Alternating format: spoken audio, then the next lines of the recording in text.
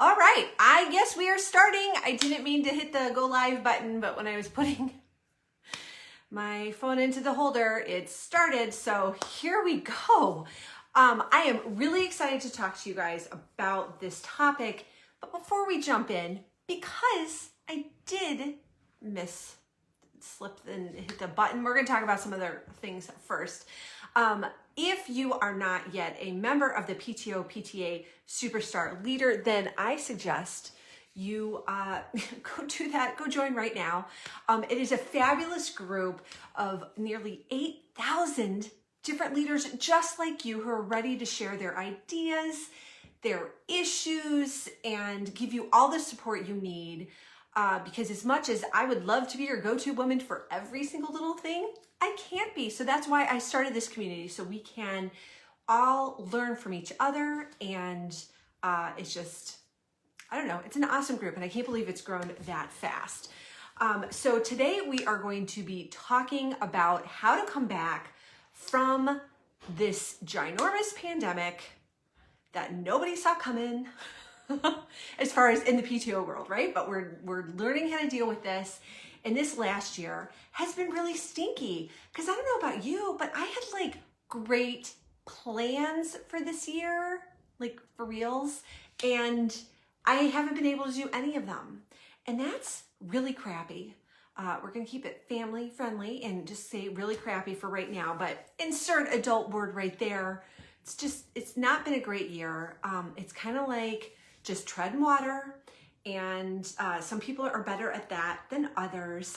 I'm not a particularly patient person, so it can be like super hard because like I said, had all these ideas, and I'm just not able to make them happen this year because you got to be safe. So that's really what's most important.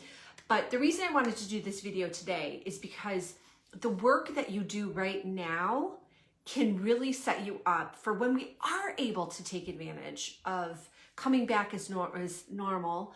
But when we come back, and just have events and be able to do things like that. But your success further down the road is really going to be impacted by what you do right now. Not right now, but like the next couple months. If you follow my advice, I guarantee you are going to be a much happier PTO or PTA leader in the fall, because you're really like, dang, I did the work. You're not just stuck like twiddling your thumbs waiting for everybody to get vaccinated so we can come back to life as we knew it beforehand. There are definitely some things you can do now.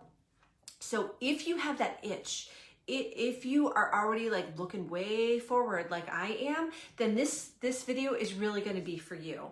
And then after you get done watching this video, I also wrote everything up in a blog post. So I've already put it in the video description. So if you're watching this later on YouTube, you can check out that link in the video description below. I'll add it. But I think I added some more ideas, because I remember usually what I do for these videos when I have an idea about something I want to just talk about is that I kind of write myself a little note about what I want to talk about, and then I will go and do the blog post later. And then sometimes it's been a bit, so I come to it and I have even more ideas. So that's what happened with the blog post. And I was just about to review that right before I accidentally hit live. So I'm not, you'll have to go there for the bonus idea. So I think it is close enough to 1 o'clock now so we can get started, since I know people were counting on me starting at 1. And like I said, I think I hit that go live button like 4 minutes early. So not a big deal, but I don't want to leave out the people who are like set on a schedule. Okay. So like I said just a minute ago, this next year is presenting a huge opportunity, one that we have never seen before, because we've never gone through the heck that we're kind of going through right now, right? So many of us live in communities where schools are not open, or we are choosing, like my family, we are choosing not to send our children to school until they're like the vast majority of people have been vaccinated. So things are really not normal for PTOs. We are able to fundraise kind of, sorta. We had to come up with new ways to do that.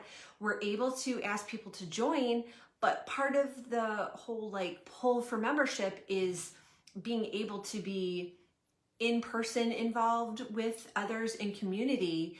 And we're not able to do that right now, especially if you live in part of the world that is cold and snowy, like I happen to live in. That's why it's so bright behind me, because everything is covered. There's a thick blanket of snow out there.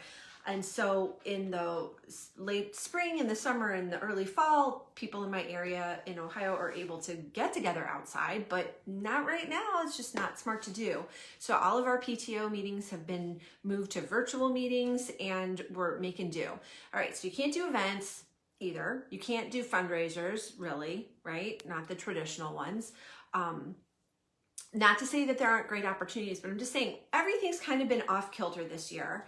And I think there's just going to be like a lot of demand for the things that your PTO and PTA can offer when things resume. I'm thinking like next school year, like next fall.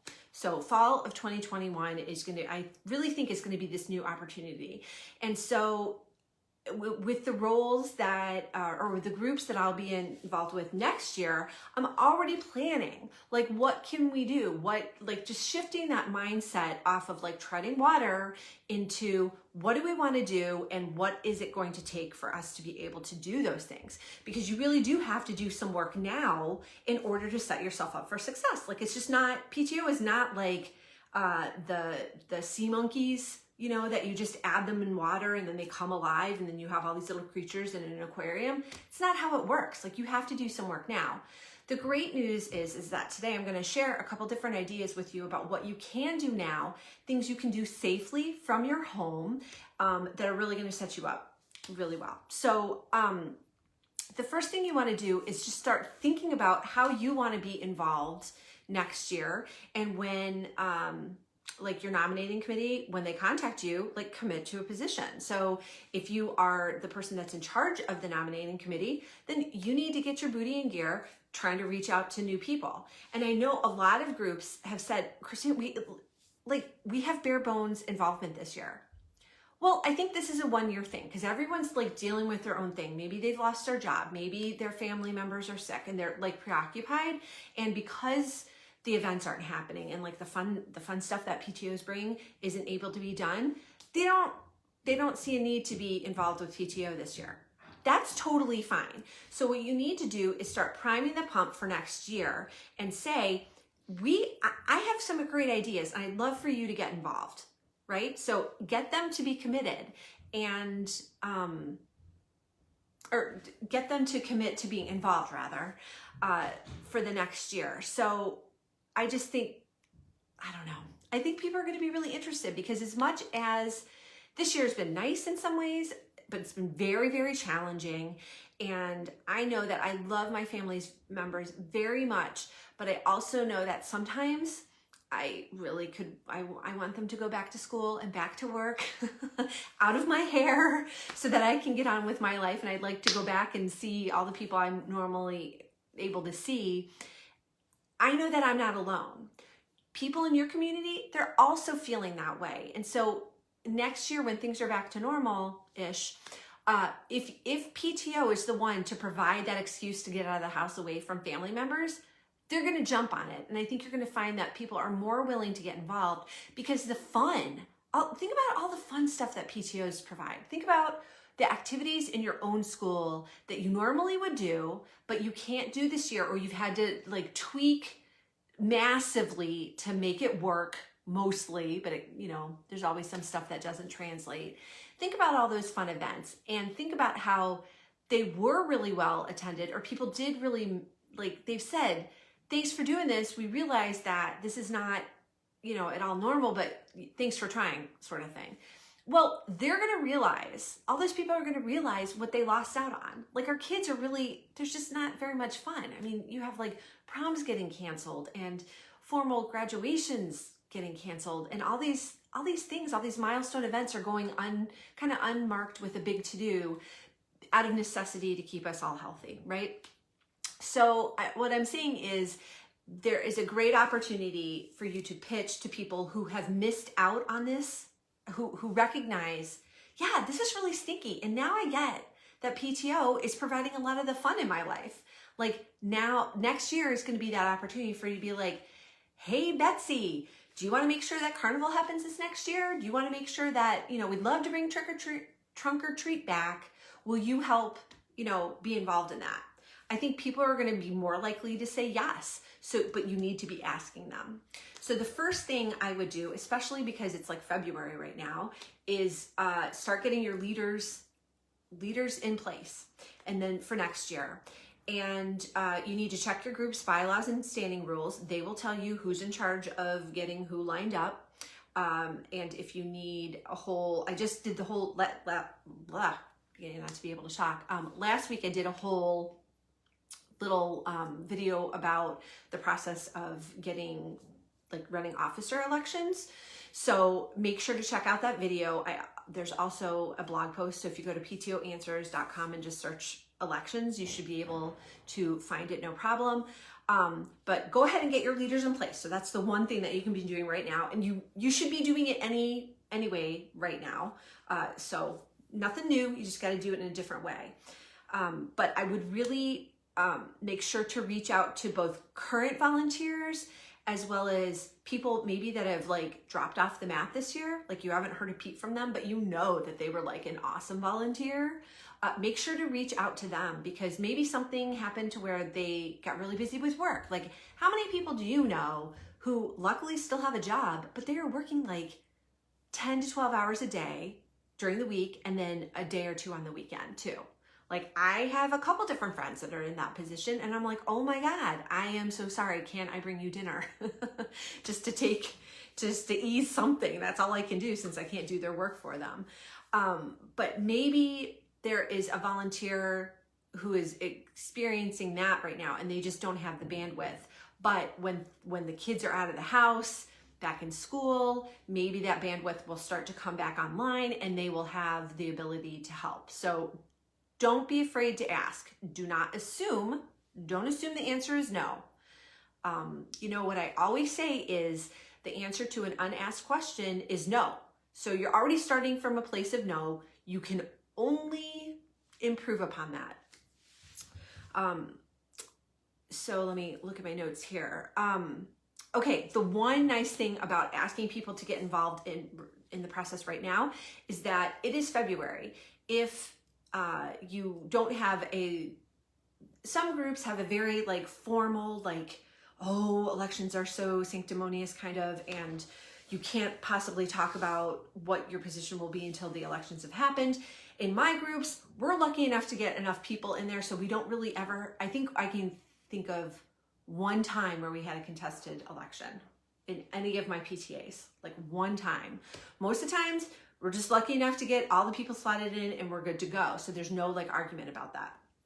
So if your PTA or PTO is situated kind of like mine is, where you have just enough to go around and maybe sometimes you're even shorthanded, then you can really start to get people in place now, and not formally, but you can give them the opportunity to shadow the outgoing officer and maybe act as a little, not a co-chair, but just a helper person.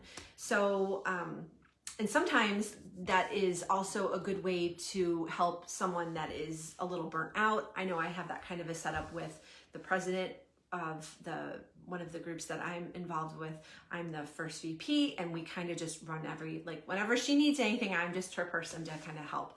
But that can really ease fears for volunteers who are stepping up into a leadership position for the first time, who maybe have a couple, have some self-confidence issues, or they just don't feel like they know what they're going to do. So they'd be likely to say no. When that's a cop-out. Part of getting people to commit is to give them the confidence. I have totally said to people, and I think I mentioned this last week, but I've totally been very, very direct with people and been like, Kim, I know you're going to tell me no, but before you do that, I want to tell you, I really think you should do this. I think you would be an awesome leader, and I think that you'd be quick to say no to this, but this is something you really need to consider because the PTO needs you. You would do an awesome job, and I will be there to support you every step of the way. If someone came and asked you to be involved like that, directly, honestly, and kind of stroke the ego a little bit, like, you got to be true. You can't be going up to somebody who's a hot mess and saying you're going to do an awesome job, because they're going to know you're a liar. But like, think about that kind of a pitch to get involved versus the normal, do you want to be president of the group? Oh yeah, most people are just gonna be like, no. So totally gotta approach it that way. All right, so after you get all of your leaders in place, then the next thing is to start getting volunteers in place. Again, you should look to people who haven't been involved for a while, people who volunteered one time, members who have signed up but never gotten involved, never come to a meeting, or never really helped out. There probably aren't very many of those. But just, I want you to think about everybody and personally make the invite for them to get involved. Again, think about like a group that you've been involved with and like how you got involved. I am involved with a national volunteer group it's Moms Demand Action. So it's a group that is their focus is on common sense gun protections and gun reform. And what always works to get me at a meeting is like, Rebecca will call me, or she'll text me rather, and just be like, Christina, can you come to the meeting that we're having next week? Like, it's that personal extension and knowing that I'm just not a number, that people really care if I'm actually there, right? So you need to do the same, because that's going to feel really good to the people that you're like taking the time out to go to Diane, and you're going to go to Karen, and you're going to go to Peggy. I always have trouble coming up with random names. And so you're going to say, hey, Peggy, I'd love for you to come to the meeting, come. I'd love for you to get involved next year. We need help with, the scavenger hunt that we're going to do, back to school scavenger hunt or whatever. Like, give them a very specific thing to get involved with and ask and make the ask.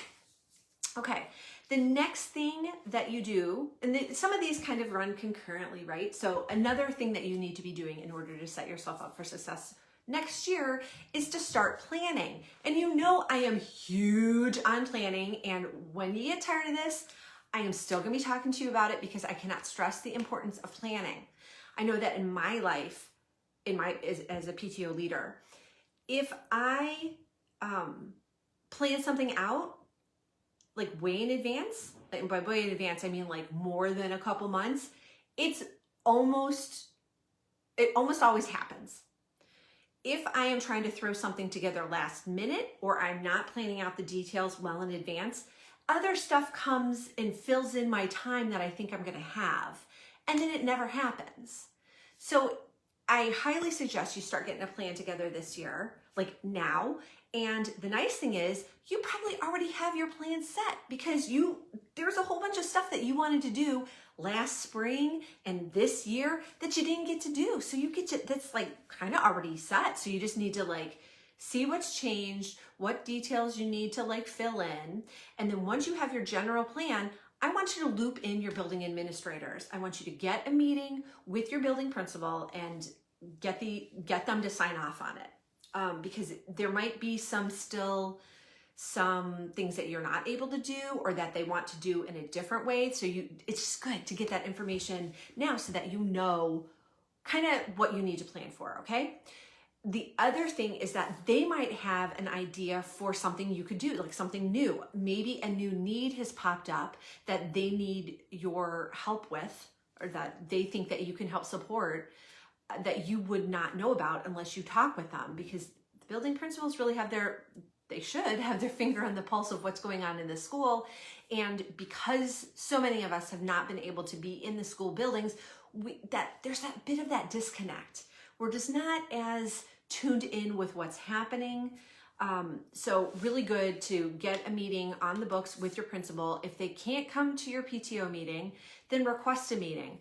And don't be surprised if the meeting can't happen right away, because there is a ton on their plate. I know that my building principals are crazy busy and working really long hours, and they're just trying to keep their head above water.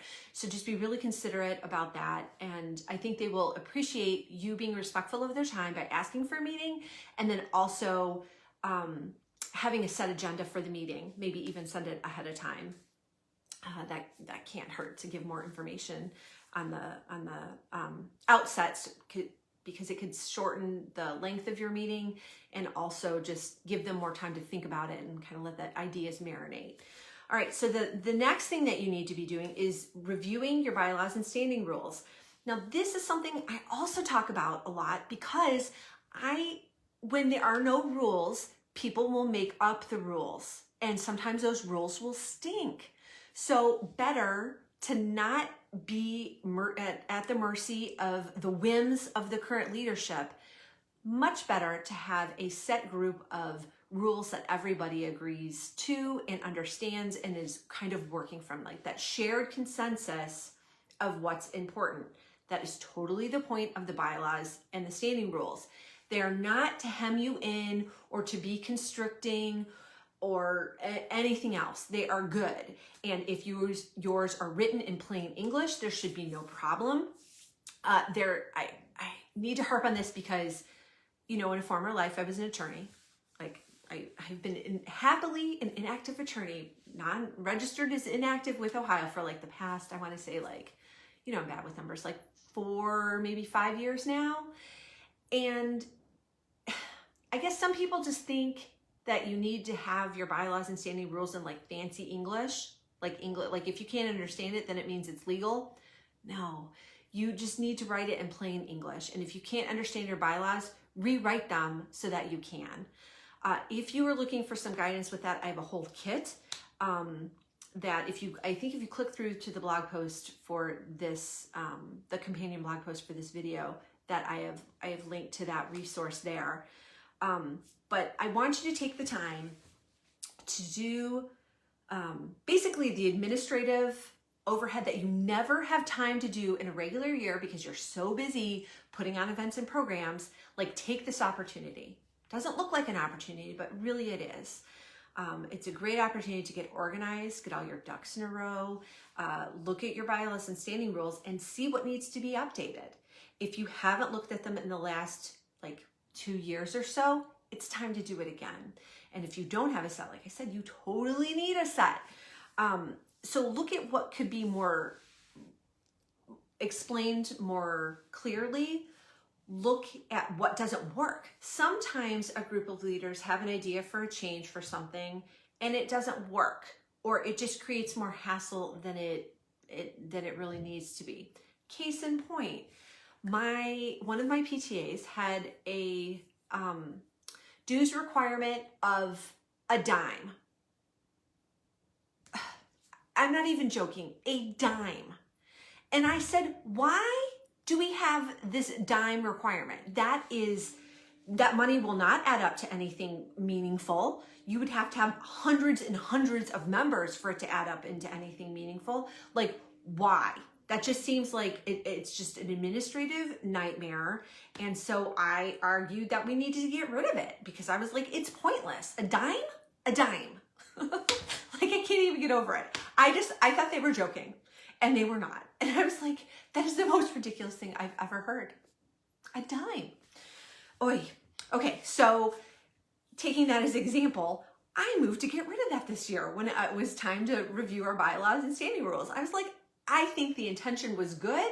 I think the outcome is more paperwork and just more hassle than it is worth. Oy, oy, oy. Okay, so look at what processes and what systems that you currently have in place that aren't accounted for in the bylaws and standing rules. Part of the reason that you have the bylaws and standing rules, they're supposed to act like mini guides to like how to run your PTO. So if you have something that you always do, for example, if you have a reimbursement procedure where your treasurer will not pay you back for any funds that you have outlaid for the PTO unless you have a receipt and a completed reimbursement form, which, by the by, this should definitely be a process that you have so that it's one step in creating a paper chain or like a paper trail rather, and also can help prevent embezzlement and fraud. There's scams out there where people are emailing, they're spoofing PTO leaders' emails and trying to get money, and groups have lost, like hundreds of bucks because they didn't have a procedure in place. Like they were just doing it based on emails, like send a check here, I spent this and give me this. And turns out it was a scam. Like, so you can avoid that if you have a process like the one I'm talking about in place. So I highly suggest it. So make sure that's spelled out in your standing rules. So, and if you need a primer on like what should go in bylaws and what should go in standing rules, go ahead and go to ptoanswers.com. I know there's for sure a video, and I know for sure there is a blog post on there. So if you just type in, I don't remember the URL for you right now, but if you just type in bylaws, it should pop up for you. But it'll explain the differences and what you need to put where. But basically, you just need to get everybody on the same page. So I think that is all I have, and I can't remember the last thing I wanted to share with you because it's in that blog post. So again, go to the companion blog post. I linked to it I dropped the link in the video description. But basically, I just want to say, like, next year has the possibility of being super stinking fantastic for us as PTO leaders. Like, it could be the best year ever, but we need to put in the work now. We can't be complacent now. And so yeah, that's my plea to you. It's like, I want you to have a fabulous year, but I need you to do a little bit of work right now. And the nice thing is that it is only February and you have tons of time to make these things happen. So with that, I'm gonna say, go check out that blog post and see what you can start doing right now to set yourself up for sweet, sweet success come fall. So next week, I'm going to be talking about this a little more. And I think, let me look at my notes just to double confirm. Yes, we're going to be talking about 9 positions every PTO needs, like 9 leadership positions, right? Oh, great topic. I'm really excited to talk to you about it next week, 1 o'clock Eastern time. So join me again next week for that discussion. Until then, you have a great week and I will catch you later. Bye-bye.